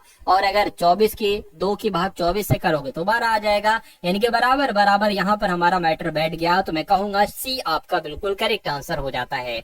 और जिनका भी साथियों ऑप्शन नंबर सी आंसर जा रहा है, मैं देख पा रहा हूँ साथियों कई सारे लोगों का आंसर सी साथ जा रहा है, तो बिल्कुल करेक्ट है। उसके बाद देखिए साथियों 84वें नंबर का प्रश्न है, कुल मिला के साथियों 100 क्वेश्चन मैंने यहाँ पर लिए हैं, और 100 क्वेश्चंस की मदद से मैं तैयारी आपकी बहुत बूस्ट कर दूंगा, बहुत ज्यादा बूस्ट। चलिए, यहाँ पर अगर बात करते हैं साथियों क्या है, लेटर पोजीशन लिख लीजिए, 1 आ जाएगा, 2 आ जाएगा, 3 आ जाएगा, उसके बाद साथियों 8 आ जाएगा, उसके बाद 9 आ जाएगा, उसके बाद 10 आ जाएगा, और उसके बाद यहाँ पर साथियों 15 आ गया, और 16 आ गया, और साथियों 17 आ गया। तो यहाँ पर 1 2 3 8 9 10 15 16 17, फिर यहाँ पर आपको बताना है क्या आएगा। देखिए, यहाँ पर अगर बात करते हैं तो 1 2 3, अब इसमें ये कितना बढ़ गया है, एकदम ये +5 बढ़ गया है, और अगले अगले नंबर आने लगे हैं, तो मेरा मानना है कि यहाँ पर भी +5 बढ़ेगा, तो क्या आएगा साथियों, यहाँ पर 22 आ जाएगा, 22 आ जाएगा, फिर लगातार 23 आ जाएगा, फिर लगातार 24 आ जाएगा, यानी कि 22 पर साथियों क्या होता है, VWX। तो VWX क्या कहीं ऑप्शन में है, तो मैं कहूंगा बिल्कुल ऑप्शन में है, ऑप्शन नंबर बी होगा, और यही आपका बिल्कुल करेक्ट आंसर। भाई बहुत बढ़िया, वेरी गुड क्लास। चलिए साथियों, उसके बाद देखिए नेक्स्ट नंबर का क्वेश्चन आपकी स्क्रीन पर है। चलिए, चलिए उसके बाद देखिए पाप की अगर बात करें, पाप का संबंध साथियों अपराध से है। तो जो मतलब इसमें रिलेशन आपको दिख रहा है ना, वही रिलेशन कुल मिला के आपको बताना है ऐसा कौन से ऑप्शन में होगा। जैसे कि पाप का संबंध अपराध से है, ठीक है। वैसे क्या मनुष्य का संबंध पशु से होगा, तो मैं कहूंगा नहीं। क्या घर का संबंध न्यायालय से होगा, तो मैं कहूंगा नहीं। नैतिकता का संबंध वैधता से होगा या अभिनिर्णय, तो मैं कहूंगा साथियों नजदीक, यानी कि प्रश्न के नजदीकी जो आपका जवाब लग रहा है वो नैतिकता का संबंध वैधता से होगा, वैधता से होगा, इसलिए राइट आंसर आपका जाएगा सी के साथ। उसके बाद देखिए सभी दोस्तों के रिक्वायरमेंट पे एक बहुत बड़ा ऑफर लेके आ चुका हूँ मेरे दोस्त। इस प्रैक्टिस सेट के ऊपर आपके लिए एक ऐसा ऑफर है जहाँ से कि अब आपको ये प्रैक्टिस सेट लगाओगे और सबसे सस्ता प्रैक्टिस सेट मिलने वाला है आज तक के यूट्यूब के इतिहास में। दोस्त जो ऐसे जीडी के हमारे 15 प्रैक्टिस सेट की मैं सीरीज लेकर आया हूँ, उसके अंदर मैंने आपको कहा था मेरे भाई कि इन 15 प्रैक्टिस सेट जो आपके सामने हैं हमारे YouTube channel all exam class के ऊपर, जिसे आप कैसे प्राप्त कर सकते हो, तो ये व्हाट्सअप नंबर आपके सामने दिया है, इस पर मैसेज कीजिए। और ये प्रैक्टिस सेट जो आपको 300 रुपये मिलते हैं, उनकी मैंने प्राइस रखी थी गुण 50 रुपये। अब इनसे भी माइनस करके मेरे दोस्त मैंने कर दिया है 30 रुपये, मात्र 30 रुपये अंतिम दिनों में इस प्रैक्टिस सेट को आपको लगाने के लिए। गुण 50 से भी माइनस करके, क्योंकि बहुत सारे बच्चों का कमेंट आ रहा है सर हम इतना पैसा पे नहीं कर पा रहे हैं, पास पैसे नहीं है, तो उसके लिए मैंने मात्र 30 रुपये कर दिए हैं। और 15 प्रैक्टिस सेट मिल रहे हैं, यानी 2 रुपये में एक प्रैक्टिस सेट जरूर लगाना चाहिए अगर सिलेक्शन चाहिए, क्योंकि 70% कोर्स इस प्रैक्टिस सेट से ही मिलने वाला है आपको। तो देखते हैं कितने बच्चे लगाते हैं, बढ़ते हैं क्वेश्चन की ओर मेरे भाई। बालक का संबंध पिता से है, तो उसी प्रकार साथियों पुस्तक का संबंध किससे होगा मुझे बताइए। लेखक से, प्रकाशक से, संपादक से, या साथियों पुस्तकालय से। चलिए देखिए यहां पर अगर बात करें, जैसे कि पिता अपने बालक को तैयार करता है, उसी प्रकार पुस्तक को कौन तैयार करता है, मैं कहूंगा साथियों लेखक तैयार करता है, लेखक लिखता है इसको एक तरीके से। तो कुल मिला के आपका राइट आंसर जो जाना चाहिए वो ऑप्शन नंबर ए के साथ जाना चाहिए। उसके बाद देखिए साथियों नेक्स्ट नंबर का क्वेश्चन आपकी स्क्रीन पर है। देखिए यहाँ पर RPSZ है, यहाँ पर भी आपसे पूछा जा रहा है कि विषम कौन सा होगा, क्या विषम कौन सा होगा। AIUE है, QRTM है, NQMR है। देखिए कभी भी अगर आप सवाल को करें और ऐसे करके आपसे सवाल पूछा जाए, तो कम से कम ये देख लीजिए कि कहीं पर साथियों कॉन्सोनेंट और व्यंजन वाला, कॉन्सोनेंट और वोवेल वाला खेल तो नहीं है। बिल्कुल साथियों है, सारे क्या है आपके सामने कॉन्सोनेंट है। यहाँ पर क्या है साथियों AEIOU, यानी कि ये वोवेल होते हैं एक तरीके से, ये भी कॉन्सोनेंट ये भी कॉन्सोनेंट। तो सबसे अलग कौन सा होगा ऑप्शन, ऑप्शन नंबर बी होगा। तो कुल मिला कि आपका आंसर जाना चाहिए वो ऑप्शन नंबर बी के साथ जाना चाहिए। उसके बाद देखिए साथियों अगले नंबर का क्वेश्चन आपके स्क्रीन पर है। अब देखिए मुझे यहाँ पर और मुझे बता दीजिए राइट आंसर क्या होगा। 3 2 1 6 है, 2 3 3 8 है, ठीक है ना, 3 2 0 5 है, 2 0 1 5 है। चलिए सबसे विषम कौन सा है, सबसे अलग कौन सा है साथियों, ये आपसे कुल मिला के पूछा जा रहा है। देखिए अगर इन 3 शुरू वाले नंबर को हम जोड़ देते हैं तो हमें ये वाला नंबर मिल जाता है, यानी कि 6। 3 + 2 + 1 6 होता है। अगर हम शुरू के इन 3 नंबर को जोड़ देते हैं साथियों, 3 + 3 2 + 3 + 3, तो हमें 8 मिल जाता है। बिल्कुल सही। अगर हम इन शुरू के 3 नंबर को जोड़ देते हैं, यानी कि 3 + 2 को, तो हमें 5 नंबर मिल जाता है। लेकिन यहाँ पर हमें नहीं मिल रहा है, यानी कि सबसे विषम जो होगा वो ऑप्शन नंबर डी होगा, यानी कि आंसर अगर आपका है ऑप्शन नंबर डी तो बिल्कुल करेक्ट है। उसके बाद देखिए साथियों अगले नंबर का क्वेश्चन आपकी स्क्रीन पर है, देखिए और फटाफट साथियों बता दीजिए कि राइट आंसर आपका क्या होगा। चलिए यहाँ पर साथियों राइट आंसर आपका क्या हो सकता है, फटाफट देखकर मुझे बताइए कि राइट आंसर आपका क्या है। देखिए कार्य की अगर बात करें तो अवकाश, ये तो विलोम है एक तरीके से।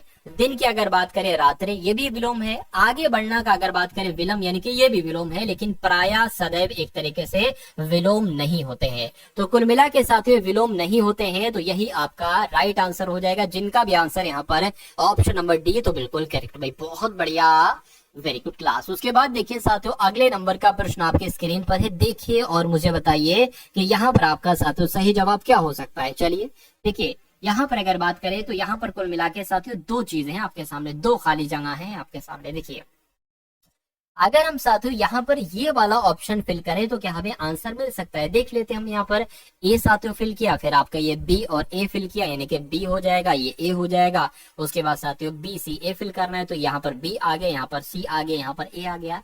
तो देखिए क्या कुछ बन पा रहा है, ए बी, ठीक है ना, बी ए CAB भी तो कुछ लॉजिक नहीं लग रहा, मतलब कुछ हिसाब किताब बना नहीं हमारा, तो बना नहीं सकते हो, तो ये ऑप्शन क्या हो जाएगा, कट हो जाएगा। अब जरा इसको चेक कीजिए, A भरिए जरा, A आ जाएगा, ठीक है ना, और साथियों यहाँ पर क्या आ जाएगा, फिर से A आ जाएगा। उसके अलावा साथियों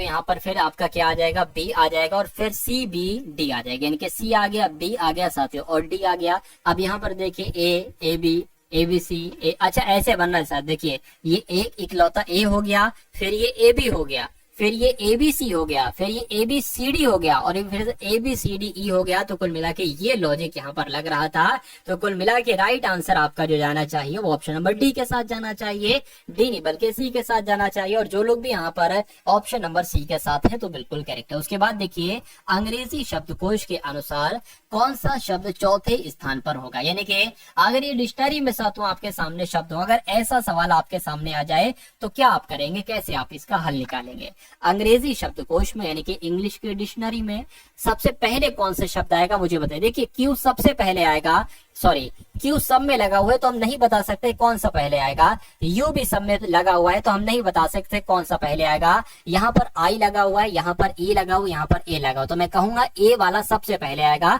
यानी डिक्शनरी में सी वाला जो ऑप्शन है वो पहले आ जाएगा। अब इसको हटा दीजिए। उसके बाद साथ ई वाला आता है ना, उसके बाद ई वाला आएगा तो बी वाला दूसरे नंबर पर आएगा, और अब यहाँ पर भी क्यू यू आई है और यहाँ पर भी क्यू यू आई है, तो कुल मिला के सी वाला पहले आएगा, तो साथियों ये वाला तीसरे नंबर पर आएगा, और सबसे अंत में डी वाला आएगा। तो कुल मिला के पूछा गया था कि चौथे स्थान पर कौन सा आएगा, तो मैं कहूंगा डी वाला चौथे स्थान पर आएगा, यानी कि इस क्वेश्चन का राइट आंसर आपका जो जाएगा वो 91 का डी जाएगा। और मैं साथियों देख पा रहा हूँ साथियों ऑप्शन नंबर डी आपका बिल्कुल करेक्ट जा रहा है भाई, बहुत बढ़िया, वेरी गुड क्लास। चलिए साथियों उसके बाद देखिए अगले नंबर का प्रश्न आपकी स्क्रीन पर है, देखिए और मुझे बताइए कि सही जवाब आपका क्या होगा। अच्छे लेवल का क्वेश्चन है, बहुत शानदार तरीके से आपको साथियों देखना है। चलिए बहुत शानदार क्वेश्चन है साथियों, देखिए और मुझे बताइए, क्योंकि ऐसा क्वेश्चन आपको आपके एग्जाम में अवश्य देखने को मिलेगा। यहाँ पर अगर बात करें, हरि आयु में चमन से बड़ा है, तो हरि जो है ना साथियों क्या कहा गया है, हरि जो कहा गया है ये चमन से बड़ा है। तो साथियों बड़े के लिए ये दो मुंह है ना, दो मुंह का मतलब होता है ये वाला बड़ा है, ये चमन से बड़ा है, इतनी जानकारी अभी हमको प्राप्त हुई है। उसके बाद कहा गया है कि विजय सतीश से बड़ा है, तो जो कुल मिला के कहा गया है साथियों कि जो विजय है ना, विजय, ये विजय आपका किससे बड़ा है, ये विजय आपका साथियों सतीश से बड़ा है। चलिए तो कुल मिला के अगर बात करें ये आपका सतीश से बड़े हो जाएंगे, कौन, विजय, विजय आपके सतीश से बड़े हैं। उसके बाद कहा गया कि मुकेश विजय के बराबर बड़ा नहीं है, यानी कि मुकेश जो है ना ये विजय से छोटा है, मुकेश जो है विजय से छोटा है, यानी कि मुकेश साथियों यहाँ पर आ जाएगा, मुकेश आपका साथियों क्या आ गया, यहाँ पर आ गया। कह रहे कि मुकेश विजय के बराबर बड़ा नहीं है, ठीक है, किंतु चमन से बड़ा है, ठीक है ना, यानी कि मुकेश जो है वो चमन से बड़ा है, मुकेश जो है साथियों वो चमन से बड़ा है, यानी कि मुकेश जो है चमन से बड़ा है, यानी कि चमन कहाँ पर आएगा साथियों, कहीं यहाँ पर आ सकता है चमन, ठीक है, क्योंकि मुकेश से छोटा है। और अच्छा यहाँ पर अगर बात करें, एक सेकंड, मतलब मुकेश से छोटा है तो चमन यहाँ पर आ जाना चाहिए, चमन यहाँ पर आ जाएगा, और चमन के बाद ये साथियों सतीश है। अरे भाई क्या लिखा हुआ यहाँ पर, उसके बाद देखिए सतीश चमन के बराबर बड़ा नहीं है, तो सतीश जो है ना ये चमन के बराबर बड़ा नहीं, यानी कि चमन से छोटा है। यानी कि अब अगर बात करें जो क्रम जो मेरे हिसाब से होना चाहिए वो विजय, उसके बाद मुकेश, उसके बाद साथियों चमन का, और उसके बाद साथियों सतीश का, ठीक है, ये आपका क्रम होना चाहिए। पूछा क्या गया था कि सबसे छोटा कौन है, तो सबसे छोटा साथियों सतीश है, तो कुल मिला के सतीश आपका बिल्कुल सही जवाब हो जाएगा, यानी कि आंसर आपका जो जाएगा वो ऑप्शन नंबर डी के साथ जाएगा। और कई सारे लोगों का मैं आंसर यहाँ पर देख पा रहा हूँ कि डी के साथ ही जा रहा भाई, बहुत बढ़िया, वेरी गुड क्लास। उसके बाद देखिए साथियों KINDLE को एक कूट भाषा में ELDNI के लिखा जाता है, तो उसी कूट भाषा में EXOTIC को साथियों क्या लिखा जाता है। अच्छा कभी कभी होता क्या है कि बच्चा बहुत लॉजिक लगाता है, बहुत कोशिश करता है, लेकिन वो सही ऑप्शन तक नहीं पहुंच पाता है। कभी कभी सवाल बहुत आसान होता है। अब इस सवाल में पता क्या किया गया है, देखिए यहाँ पर बहुत आसान सा सवाल है, KINDLE ए लिखा हुआ है, और यहाँ पर क्या लिखा हुआ है, ये ए लिखा हुआ है, ये एल लिखा हुआ है, ये डी लिखा हुआ है, ये एन लिखा हुआ है, ये आई लिखा हुआ है, ये के लिखा हुआ। अब इसमें कुछ नहीं किया गया है, जो सबसे अंत में था वो जो सबसे शुरू में था उसे सबसे अंत में कर दिया, जो सबसे अंत में था उसे सबसे शुरू में कर दिया, जो दूसरे पोजीशन पर था शुरू में वो सबसे लास्ट के दूसरे पोजीशन पर आ गया। तो समझ रहे ना क्या खेल यहाँ पर हुआ है। तो कुल मिला के साथियों जो सबसे अंत में है वो सबसे शुरू में हो जाएंगे, यानी कि सी सी सी, उसके बाद आई आएगा और फिर टी आएगा, तो आई आएगा और फिर टी आएगा, फिर ओ एक्स ई आएगा, फिर ओ एक्स ई आएगा। तो कुल मिला के आपका आंसर अगर यहाँ पर है ऑप्शन नंबर डी के साथ तो बिल्कुल करेक्ट है। चलिए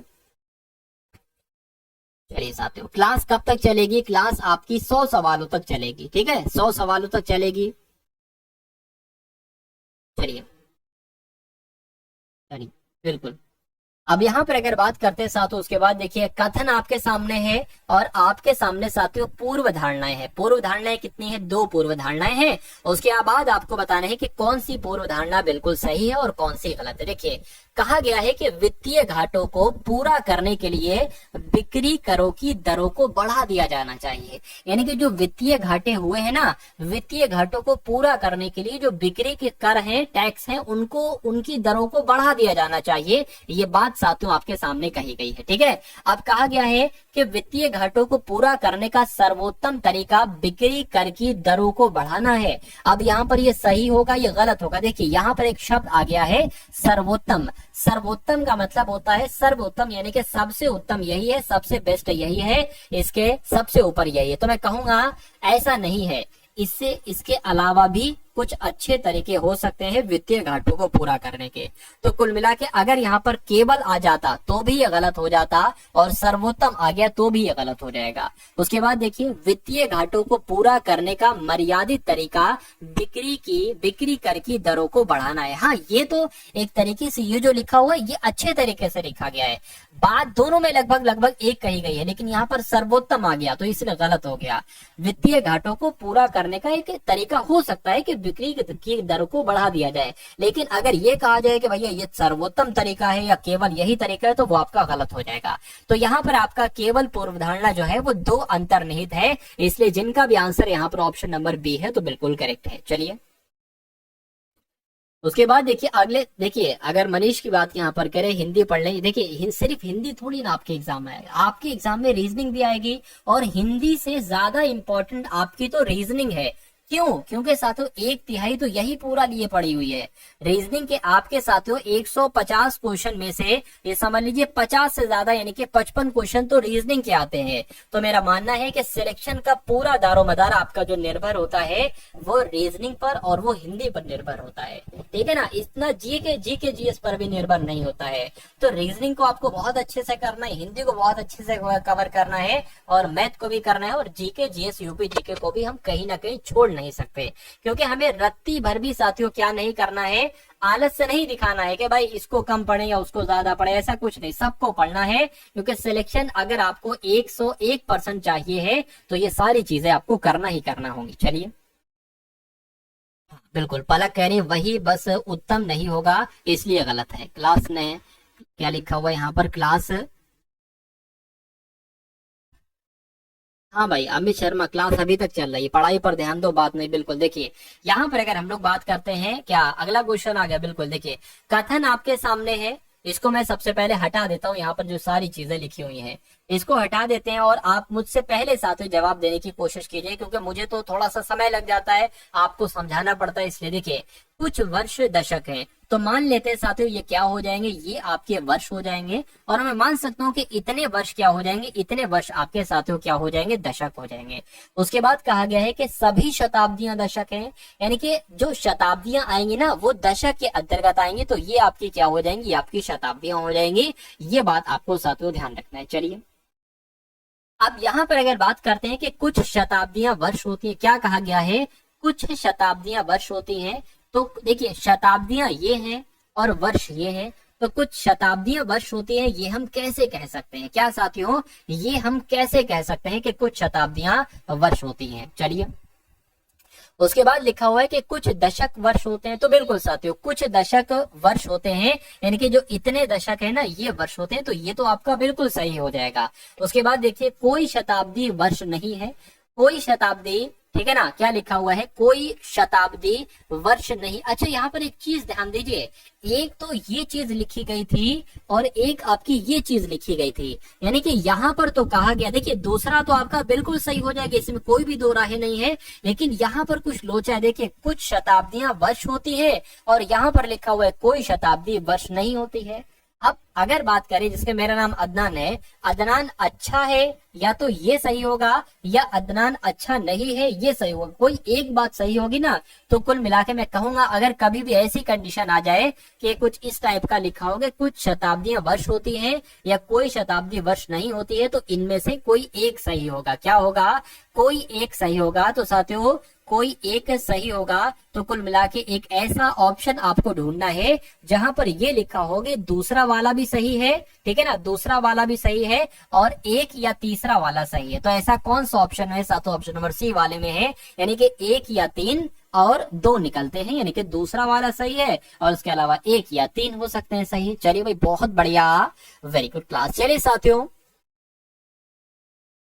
चलिए अब यहाँ पर अगर बात करें तो अब हम लोग साथियों कुछ चुनिंदा क्वेश्चंस देख लेंगे मैथ के, ठीक है। तो आप सभी लोग साथियों तैयार हो जाइए मैथ के। अब यहाँ पर आपके स्क्रीन पर से बहुत तेजी के साथ साथियों मैथ के सवाल गुजरेंगे भाई, बहुत बढ़िया, वेरी गुड क्लास। चलिए अब यहाँ पर अगर बात करें, इस सवाल में थोड़ी सी दिक्कत मुझे लग रही है। दिक्कत की अगर बात करें साथियों, दिक्कत की अगर बात करें, अंडर रूट की यहाँ पर कमी है, तो अंडर रूट साथियों मैंने बना दिया। चलिए अब यहाँ पर अगर बात करते हैं कि यदि अंडर रूट 15 बराबर 3.88 है तो रूट 5/3 साथियों क्या हो सकता है, ये बात आपसे कुल मिला के पूछी जा रही। देखिए अगर हम इसको ही लेकर चले ना साथियों, क्या 5/3 को लेकर चले, तो अगर मैं यहाँ पर गुणा 3/3 लिख दूं तो कोई हर्ज है, बिल्कुल साथियों कोई दिक्कत नहीं है, क्योंकि 3 से 3 कैंसिल हो जाएगा, ऊपर वाले 3 नीचे वाले 3 से, तो बात वही आएगी, रूट 5/3 आ जाएगी, ठीक है। अब यहाँ पर अगर बात करें 5 गुणा कितना हो जाएगा, 5 गुणा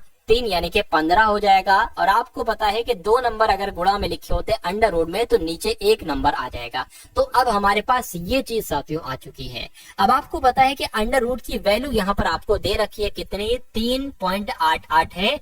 तो अंडर रूट 15 की वैल्यू हम रख देंगे रूट 3.88 और नीचे क्या लिखा हुआ है 3, यानी कि आपका आंसर हो जाएगा। इसको बस सॉल्व कर लीजिए, इसको बस साथियों हल कर लीजिए, आंसर आपका आपके सामने आ जाएगा भाई, बहुत बढ़िया, वेरी गुड क्लास। देखिए 3 एकम 3 हो जाएगा, 3 एकम 3 हो जाएगा, पॉइंट लगा है पॉइंट लग जाएगा, 3 दूना 6 हो जाएगा और 2 बचेगा ना, यहाँ से 28 हो जाएगा, 3 निम आपका 27 हो जाएगा, इधर 1 बचा है पॉइंट लगा है, 0 बढ़ा लेंगे, 3 3 9 हो जाएगा। तो कुल मिला के 1.293 करके जो आपका आंसर आ रहा है ये आपका बिल्कुल करेक्ट आंसर हो जाता है। और जिनका भी आंसर यहाँ पर ऑप्शन नंबर सी है तो बिल्कुल करेक्ट भाई, बहुत बढ़िया, वेरी गुड क्लास। उसके बाद देखिए यदि 16 व्यक्तियों की कुल मासिक आय 80,800 है तो उनमें से एक की आय औसत आय की 120% हो, तो बताइए कि उसकी आय कितनी होगी, बताइए। चलिए तो क्या आपका राइट आंसर होगा साथियों, देखिए मुझे बता। देखिए सबसे पहला काम हम ये करेंगे, अगर 16 व्यक्तियों की मासिक आय 80,800 है तो एक व्यक्ति की मासिक आय कितनी होगी, ये सबसे पहले हमें पता करना होगा। तो ये भाग करेंगे तभी हमें साथियों पता चलेगा, ठीक है ना, तभी पता चलेगा। 16 कम 16, 16 पंजे 80 हो जाएगा, फिर 16 पंजे 80 हो जाएगा, 0 आ जाएगा। यानी कि अब देखिए 2 नंबर हमने एक साथ काटे ना, तो उससे पहले इसलिए हमने 0 बढ़ा लिया। अब ये क्या है, ये एक व्यक्ति की साथियों मासिक आय है, ठीक है ना, ये क्या हो जाएगी साथियों, एक व्यक्ति की यहाँ पर मासिक आय हो जाएगा। अच्छा यहाँ पर कहा गया था कि उनमें से एक की औसत आय 120% हो, तो 50 की अगर बात करते हैं इसका 120% कितना हो जाएगा, 0 से ये 0 कैंसिल हो जाएगा, यानी कि 505 की गुणा साथियों 12 से हो जाएगी और यही हमारा आंसर हो जाएगा। 5 दूना 10 हो जाएगा, 2 पंजे 10 हो जाएगा, ठीक है। यहाँ पर साथियों 5 0 आपका 5 आ जाएगा, 0606 आ जाएगा, यानी कि 6060 आपका बिल्कुल करेक्ट आंसर आ जाएगा, जो कि ऑप्शन नंबर बी में लिखा हुआ है। उसके बाद देखिए साथियों चुनिंदा क्वेश्चन बचे, अब आप लोग देखिए, ठीक है, बहुत चंद मिनटों के अंदर साथियों आपकी क्लास एंड होने वाली है, तो पूरी क्लास को एंड तक आप लोग देखकर जाइएगा। चलिए यदि एक संख्या दूसरी संख्या का 2/3 है, कभी भी अगर ये चीज लिखी हो कि एक संख्या दूसरी संख्या का 2/3 हो, यानी कि एक संख्या ये हो गई बराबर दूसरी संख्या यानी कि y का, अब यहाँ पर का आ गया तो गुणा आ जाएगा 2/3 है, यानी कि इसको हम क्या लिख सकते हैं साथियों, x/y बराबर 2/3 लिख सकते हैं। तो इस चीज को ऐसे ना लिखकर डायरेक्ट अगर ऐसे लिखेंगे तो ज्यादा अच्छा होगा। कह रहे हैं कि यानी कि अब हम इसको साथियों ये नहीं मान सकते कि 2x प्लस 5x, बिल्कुल मान सकते हैं। कहा गया है कि उनका योग, तो उनका योग हमने कर लिया है, उनका योग कितना है 60 है उनका योग, यानी कि 7x क्या साथियों, अच्छा यहाँ पर 5 थोड़ी ना आएगा, यहाँ पर आपका 3 आएगा ना, तो 3x प्लस 2x यानी कि उनका योग कितना है 60 है, यानी कि 5x बराबर कितना हो जाएगा 60 हो जाएगा, यानी कि x बराबर कितना हो जाएगा 12 हो जाएगा, यानी कि 5 एकम 5, 5 दूना 10 हो जाएगा।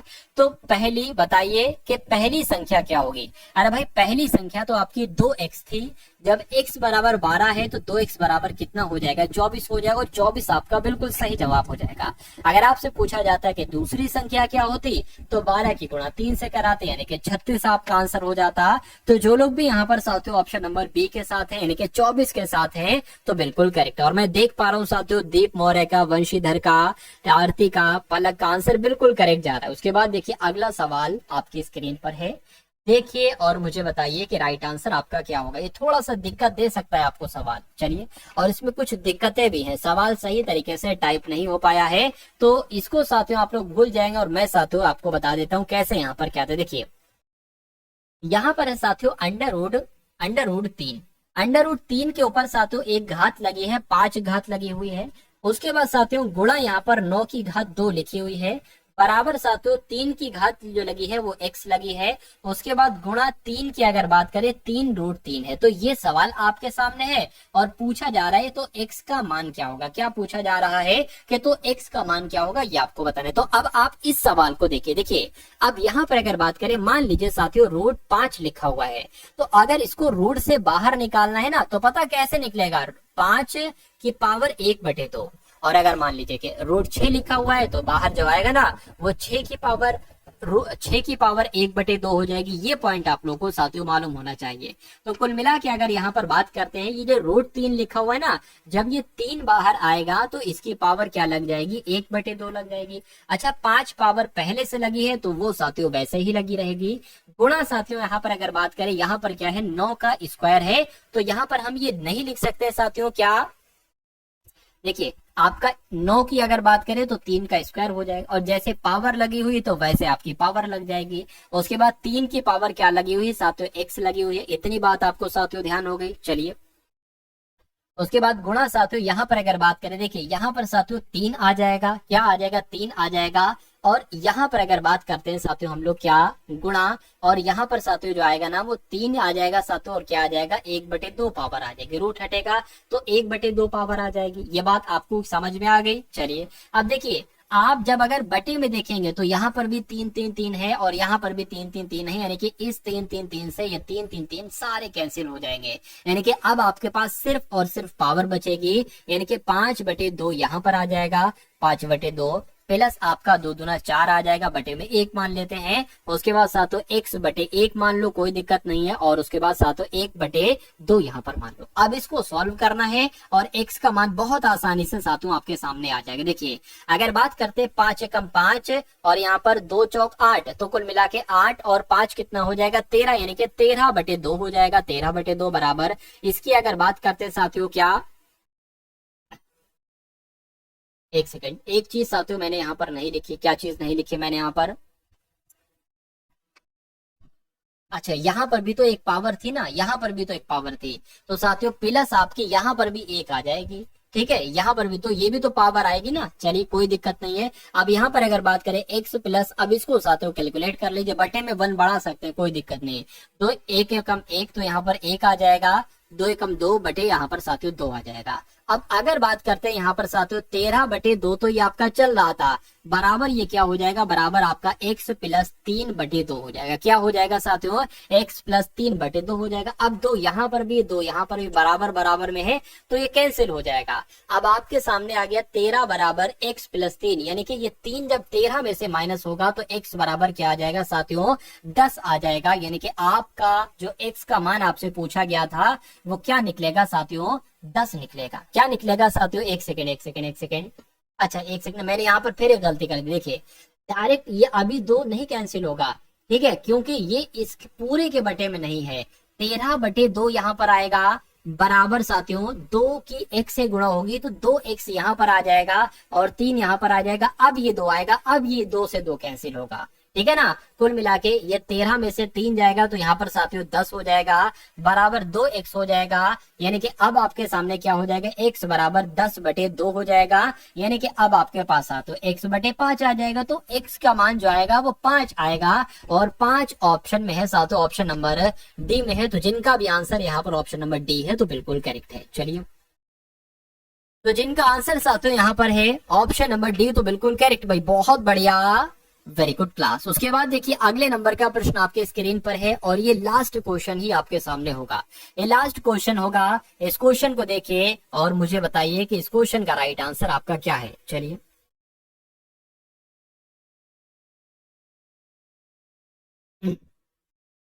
देखिए यहां पर अगर बात करें, अगर आप देखना चाहते हैं तो देखिए कम्युनिटी पे जब मेरे 1 लाख सब्सक्राइबर पूरे हुए थे तो तब मैंने वहां पर अपनी एक फोटो डाली थी। तो कम्युनिटी वाली पोस्ट में जाएंगे और मेरे हिसाब से 2 से 3 महीने पहले, 2 से 3 महीने पहले वो मैंने एक पोस्ट डाली थी, तो वहां पर जाके आप थोड़े से देख सकते हैं साथियों मुझको।